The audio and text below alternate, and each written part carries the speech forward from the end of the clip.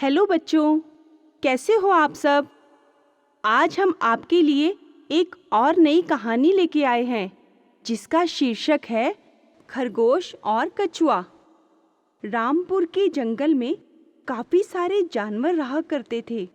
सभी जानवरों का आपस में बहुत प्रेम था। सभी बहुत प्यार से एक साथ रहते थे। वहीं एक खरगोश, पीकू और एक कछुआ जिसका नाम चंपक था। पीकू बड़ा ही शरारती और चालाक था और वहीं चंपक बहुत ही शांत जानवर था। एक दिन पीकू को एक शरारत सूझी। उसने सभी जानवरों को बुलाया और उन सबको बुलावा देकर एक साथ इकट्ठे होने के लिए कहा। जब सभी जानवर एक साथ एकत्रित हुए तब पीकू ने सबके समक्ष एक सुझाव रखा। बोला, क्यों ना हम ऐसा करें, एक प्रतियोगिता रखें जिसमें जो भी भाग लेगा जीतने वाले को बहुत अच्छा इनाम दिया जाएगा। सभी जानवर हैरान होकर देखने लगे। प्रतियोगिता? कौन करेगा प्रतियोगिता? तो पीकू बोला, कौन करेगा?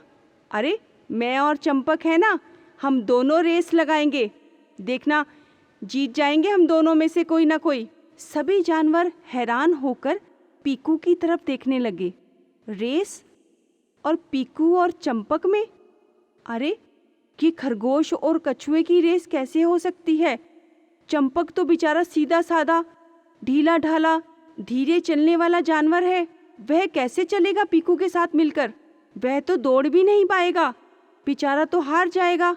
पीकू तो बड़ा चालाक है, उसने अपने साथ चंपक को ही चुना, किसी और को नहीं चुन सकता था क्या? सभी जानवर आपस में खुसुर-फुसुर करने लगे।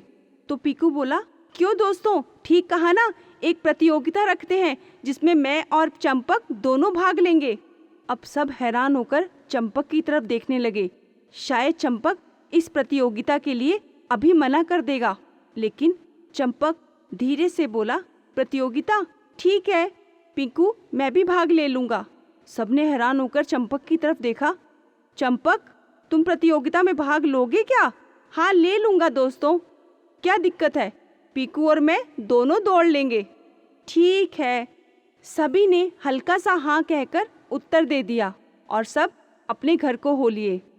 फिर प्रतियोगिता का दिन भी जल्दी आ गया और समय तय किया गया कि इस समय दौड़ रखी जाएगी और सभी एक साथ एकत्रित हो जाएं। जिस दिन प्रतियोगिता थी उस समय सभी सारे जंगल के जानवर एक साथ एकत्रित हो गए और सब ने उस मैदान में आकर दोनों को रेस लगाने के लिए बहुत अच्छी रेखाएं खींच दी, जिससे पीकू और चंपक को कोई भी मुश्किल ना आए। फिर भालू भैया सीटी बजाने के लिए तैयार थे। भालू भैया को रखा गया सीटी बजाने के लिए। फिर जैसे ही समय हुआ प्रतियोगिता का शुरू, भालू भैया ने तेज से सीटी बजाई और पीकू तेज रफ्तार में दौड़ना शुरू हो गया और चंपक वही धीरे धीरे धीरे अपनी रफ्तार में बढ़ता गया। और पीकू को तो मालूम था कि आज की ये प्रतियोगिता तो पीकू ही जीतेगा, चंपक तो हार ही जाएगा। और मालूम तो सभी जानवरों को था कि आज की प्रतियोगिता तो सिर्फ पीकू ही जीत पाएगा, बेचारा चंपक हारेगा ही हारेगा। सभी बहुत हैरान होकर उस प्रतियोगिता को देख रहे थे।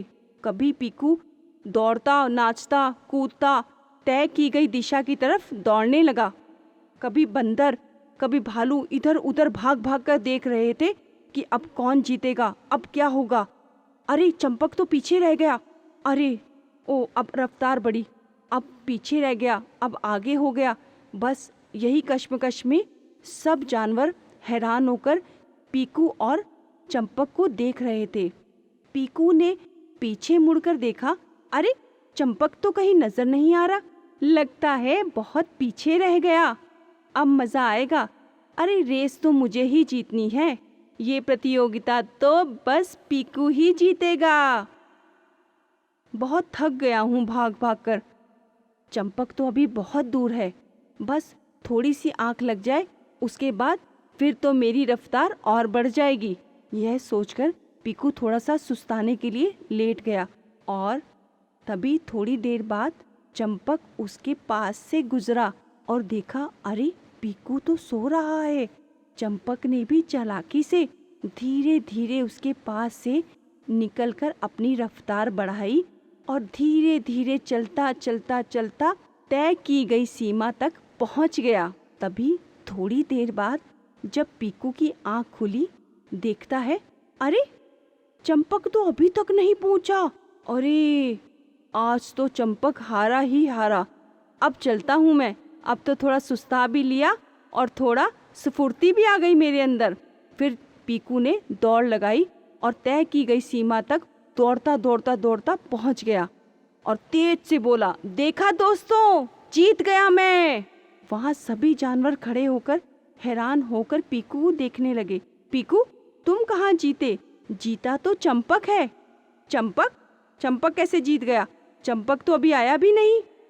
अरे वो देखो पीकू, चंपक तो प्रतियोगिता में कब का जीत चुका है। पीकू ने जब देखा, अरे चंपक तो वहां खड़ा हुआ है। ये मैंने क्या कर दिया? मैं तो हार गया। उस नींद के चक्कर में, थोड़ा सुस्ताने के चक्कर में मैं तो हार गया। ये क्या किया मैंने क्यों किया इतना अहंकार? अहंकार का सिर हमेशा नीचा ही होता है।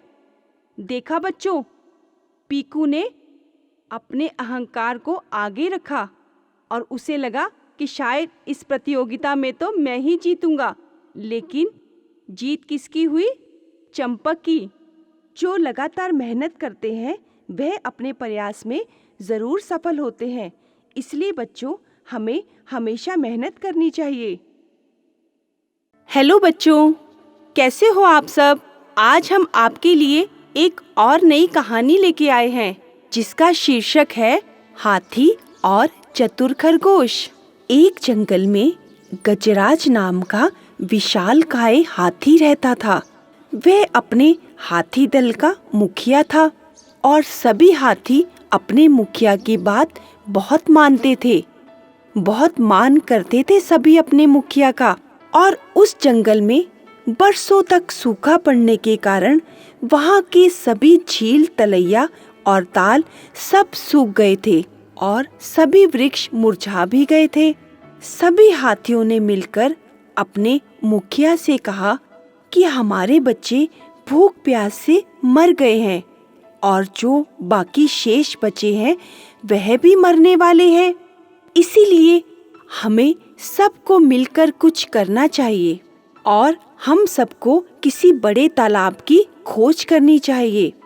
बहुत देर सोचने के बाद गजराज ने कहा, हाँ, तुम सब सही कह रहे हो, हमें कुछ करना चाहिए।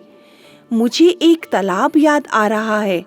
वह तालाब पाताल लोक में है और वह सदा जल से भरा रहता है। हम सबको वहीं चलना चाहिए। और सभी ने कहा, हाँ गजराज जी, हम सबको वहाँ चलना चाहिए। और फिर वह सभी दल कुछ रातों के सफर के बाद वह सभी हाथी दल वहाँ पहुँच गए। जब सब वहाँ पहुँचे, तालाब में बहुत सारा पानी था। दिन भर पानी में खेलने के बाद हाथियों के दल ने शाम को निकलने का सोचा और तालाब के चारों ओर खरगोशों के बिल थे। वहाँ पर अनगिनत खरगोश रहा करते थे। उन बिलों की जमीन काफी नरम पड़ गई थी क्योंकि उस बिल में खरगोश रहा करते थे। हाथियों के पैरों से सभी बिल टूट गए थे। बहुत से खरगोश हाथियों के पैर के नीचे कुचले भी गए थे। बहुत से तो मर भी गए बेचारे। हाथियों के वापस चले जाने के बाद बिलों में रहने वाले खरगोश शत विशत हो गए, काफी लहूलुहान भी हो गए और कई खरगोशों के घर टूट गए। सारी मिट्टी उलट-पुलट हो गई और सभी जगह उथल-पुथल मच गई। अब सभी खरगोश मिलकर अपने मुखिया के पास पहुंचे और उन्होंने कहा कि यहाँ अगर ये हाथी रोज यहाँ पर आएंगे तो हमारे घर तो टूट जाएंगे और हमारे बच्चे सभी मर जाएंगे। और आसपास कहीं भी जल ना होने के कारण अब ये हाथी रोज इसी तालाब में आया करेंगे और उनके यहाँ आने से हमारे बिलों को वह रोज रौंदा करेंगे और इसी प्रकार 2-4 दिनों में तो सभी खरगोशों का वंश नाश हो जाएगा। हाथियों का स्पर्श तो इतना भयंकर है कि उससे बच पाना बहुत मुश्किल है। इस संकट से बचने का उपाय सोचा जाए। उन्होंने अपने मुखिया के आगे ये सारी बातें रखी। तभी उनके मुखिया ने सोचते सोचते एक सुझाव रखा।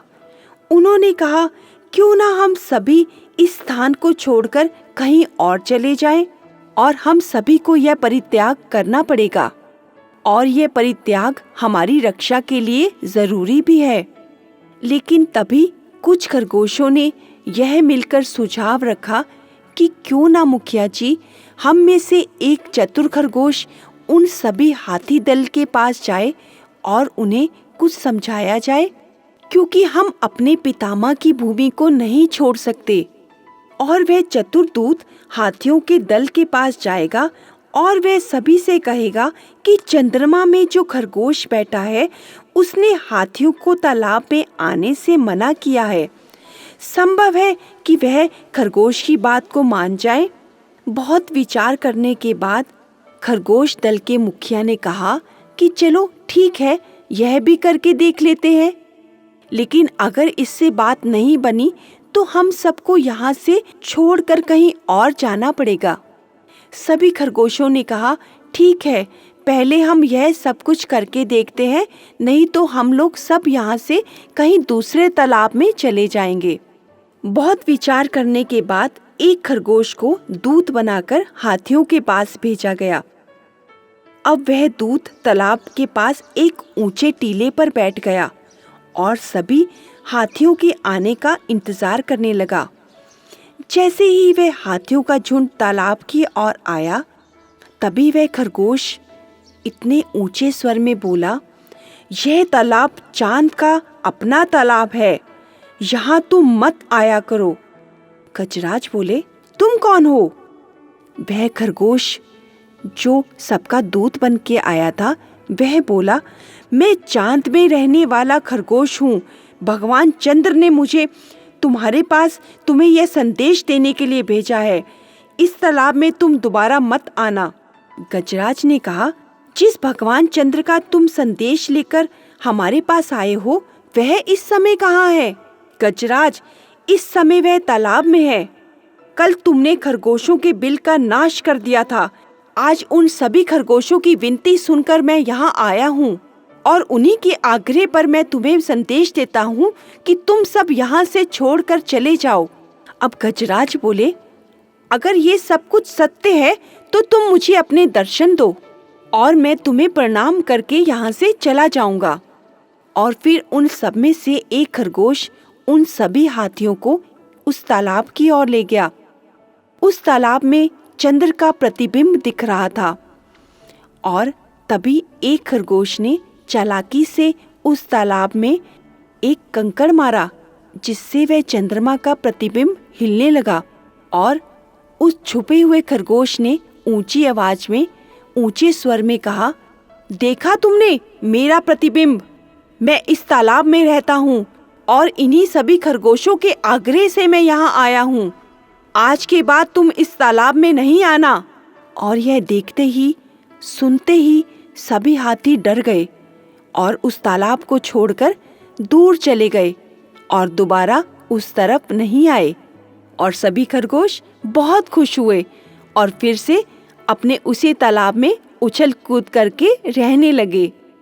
देखा बच्चों, अगर हम अपने दिमाग का सही इस्तेमाल करें तो बड़ी से बड़ी मुसीबतों पर विजय पा सकते हैं। जिस प्रकार उन छोटे से खरगोशों ने उन विशालकाय हाथियों के झुंड को वहां से भगा दिया और फिर से सभी खरगोश निडर होकर वहां पर खूब मस्ती में रहने लगे। हेलो बच्चों, कैसे हो आप सब? आज हम आपके लिए एक और नई कहानी लेके आए हैं जिसका शीर्षक है एकता में बल। कुछ साल पुरानी बात है। एक जंगल में 3 दोस्त रहते थे। तीनों जानवर बहुत ही अच्छे मित्र थे, जिनमें एक हिरन था और एक कौवा और एक चूहा। वह तीनों दोस्त मिलकर एक साथ रहते थे, एक साथ ही भोजन करते थे, एक साथ ही खेलते कूदते। एक दिन उनके पास एक कछुआ आया और उस कछुए ने कहा, दोस्तों, क्या मैं तुम्हारी दोस्ती में शामिल हो सकता हूँ? और मैं तुम्हारा दोस्त भी बनना चाहता हूँ, क्योंकि मैं बहुत अकेला हूँ। तो कौवे ने कहा, हाँ हाँ, क्यों नहीं, तुम हमारे दोस्त बन सकते हो। लेकिन मैं तुमसे एक बात पूछना चाहता हूँ कि तुम्हारी खुद की व्यक्तिगत सुरक्षा तो नहीं है, और इसके बारे में तुम क्या कहोगे? यहाँ पर कई शिकारी हैं, वे नियमित रूप से इस जंगल में आते जाते रहते हैं, और अगर किसी शिकारी ने तुम्हें पकड़ लिया तो तुम खुद को बचाओगे कैसे? अब कछुए ने कहा, इसी कारण मैं आपके समूह में शामिल होना चाहता हूँ, क्योंकि मैं अकेला रह रहकर बहुत बोर हो चुका हूँ। मेरा कोई भी दोस्त नहीं है। जब मैं तुम तीनों को खेलते हुए देखता हूँ और एक साथ खाते हुए देखता हूँ, तो मुझे भी लगता है कि मेरा भी कोई दोस्त होना चाहिए। इसीलिए मैं भी आप लोगों की टोली में शामिल होना चाहता हूँ। उन तीनों ने कहा, हाँ, क्यों नहीं, आज से तुम भी हमारे दोस्त हो। आज से हम 3 नहीं 4 दोस्त हैं। आज हम चारों मिलकर खेलेंगे और एक साथ खाएंगे। अब रोज चारों दोस्त मिलकर खाते और चारों दिशाओं में निकल जाते कि जब हमें खाना मिलेगा तो हम वापस यहीं पर आकर एक साथ खाएंगे। अब रोज यही करते, चारों एक साथ निकलते और शाम ढलने पर एक साथ वापस आ जाते और एक साथ बैठकर चारों खाना खाते। अब रोज की उनकी यही दिनचर्या थी। एक दिन क्या हुआ, जब तीनों दोस्त वापस लौट आए तो उनमें से हिरन वापस नहीं आया। अब काफी देर हो चुकी थी। कछुआ, चूहा और कौवा उन्हें लौटे हुए काफी देर हो चुकी थी। उन्हें चिंता भी हो रही थी कि हिरन अभी तक वापस क्यों नहीं आया। अब कछुए ने चूहे से कहा, कहीं हिरन किसी विपदा में तो नहीं। अब चूहे ने कौवे को कहा कि तुम जाकर जंगल में देख कर आओ, क्योंकि तुम काफी ऊंचाई पर उड़ सकते हो और तुम देख पाओगे कि हिरन अभी तक वापस क्यों नहीं लौटा। अब कौवे ने कहा, ये बात सही है, मैं जाकर ये पता लगाता हूँ कि अभी तक हिरन वापस क्यों नहीं आया। तुम सब यही मेरा इंतजार करना, मैं लौट कर आता हूँ और तुम्हें सब कुछ बताता हूँ। उन दोनों ने कहा, ठीक है, हम तुम्हारा यहीं पर इंतजार करेंगे। अब कौवा उड़ा और काफी दूर निकल गया। जब वह जंगल में से गुजर रहा था, अचानक उसकी निगाह एक पेड़ के नीचे पड़ी, जहाँ पर उसने क्या देखा कि हिरन जाल में फंसा हुआ है। यह तो हमारा दोस्त है। वह तुरंत नीचे उतर आया और हिरन के पास आकर बोला, अरे तुम जाल में फंस गए, ये कैसे हुआ? हिरन ने बताया कि मुझे नहीं मालूम था कि यहाँ पर शिकारी ने पहले से ही जाल बिछाया हुआ था और मैं उस जाल में अचानक से फंस गया। कौवे ने कहा, हम तीनों मित्र बहुत चिंता कर रहे थे तुम्हारी। चूहा और कछुआ वहाँ मेरा इंतजार कर रहे होंगे। मैं उन्हें जाकर बताता हूँ कि तुम शिकारी के जाल में फंस चुके हो। हिरन ने कहा, ठीक है, तुम उन्हें बताकर आओ और उन्हें साथ में ही लेकर आना। कौवे ने कहा, ठीक है, तुम घबराओ मत, हम कुछ उपाय करते हैं तुम्हें इस जाल से निकालने का। अब कौवा रफ्तार से उड़ा और कछुआ और चूहे के पास गया और उन दोनों को बताया कि हमारा मित्र एक जाल में फंस चुका है। अब चूहे और कछुए को चिंता होने लगी, कहीं शिकारी वापस आ गया और हिरन को ले गया तो हमें तुरंत कुछ करना चाहिए। वह जल्द ही उस जगह पर पहुंचने के लिए निकले। अब जब तीनों वहां पहुंचे तो हिरन बेचारा बहुत उदास बैठा हुआ था। अपने दोस्तों को देखते ही वह खुश हो गया। तुम सब आ गए, अब मैं बच पाऊंगा। उन्होंने कहा, दोस्त तुम चिंता मत करो, हम तुम्हें जल्दी इस जाल से बाहर निकाल लेंगे और उन्होंने चूहे को कहा, जल्दी से इस जाल को काट डालो। और कौवे को कहा, तुम पेड़ पर चढ़कर देखो, कहीं शिकारी तो नहीं आ रहा। अब कौवा पेड़ पर बैठ गया और उन्हें बता रहा था, नहीं, अभी शिकारी बहुत दूर है, तुम जल्दी करो। तभी शिकारी नजदीक आता गया और चूहे ने जाल काट दिया। अब शिकारी तो बहुत नजदीक आ चुका था। कौवे ने कहा, जल्दी करो, शिकारी नजदीक आ चुका है, वो हम सबको पकड़ लेगा। तब तक चूहा जाल काट चुका था और शिकारी जैसे ही नजदीक आया, उसने क्या देखा, हिरन तो जाल से बचकर भाग चुका है। अरे ये क्या, मेरा शिकार तो भाग गया। अब जैसे ही शिकारी को देखा, चूहा तुरंत भागकर बिल के अंदर घुस गया और हिरन अपनी रफ्तार पकड़कर तेजी से भाग गया और कौवा उड़कर पेड़ पर बैठ गया। बेचारा कछुआ धीमी चाल में भाग नहीं पाया और धीमी धीमी रफ्तार में चलने लगा। शिकारी ने जैसे ही कछुए को देखा तो उसने सोचा, कोई बात नहीं, एक शिकार निकला है, वाह, मुझे तो दूसरा शिकार मिल गया, इस कछुए को बेचकर काफी पैसे कमा लूंगा। उसने उस कछुए को जल्दी से उठा लिया और अपने झोले में डाल लिया और बोला, कल इसको शहर में ले जाकर बेचूंगा और इसी से ही पैसे कमा लूंगा। अब शिकारी ने कछुए को झोले में डाला और चल दिया नदी की तरफ। जब उन दोस्तों ने देखा कि अरे ये क्या, हम तो हिरन को बचाने आए थे और ये तो हमारे दोस्त कछुए को पकड़ कर ले गया। अब बेचारे फिर से तीनों उदास हो गए और सोचने लगे कि अब हम मिलकर कछुए को कैसे बचाएं। हिरन ने कहा, मेरा दोस्त कछुआ मुझे बचाने आया था और बेचारा वह खुद ही फंस गया, मुझे बहुत अफसोस हो रहा है इस बात का। तो कौवे ने कहा, तुम चिंता मत करो, मैं देख कर आता हूँ कि शिकारी कितनी दूर तक गया है। कौवे ने देखा, अरे शिकारी तो अभी नदी तक पहुँचा नहीं है, हमें कोई उपाय सोचना चाहिए। तो तीनों ने मिलकर एक उपाय सोचा। उन्होंने कहा, क्यों ना हिरन अगर सड़क पर मृत पड़ा हो और कौवा उसे खा रहा हो तो शिकारी को लगेगा कि उसे उसका शिकार वापस मिल गया। हो सकता है हिरन के लालच में वह कछुए को छोड़ दे। तो चूहे ने कहा, हाँ, बात तो सही है, हो सकता है बड़े के लालच में वो छोटे को छोड़ दे। उन तीनों ने मिलकर यही किया।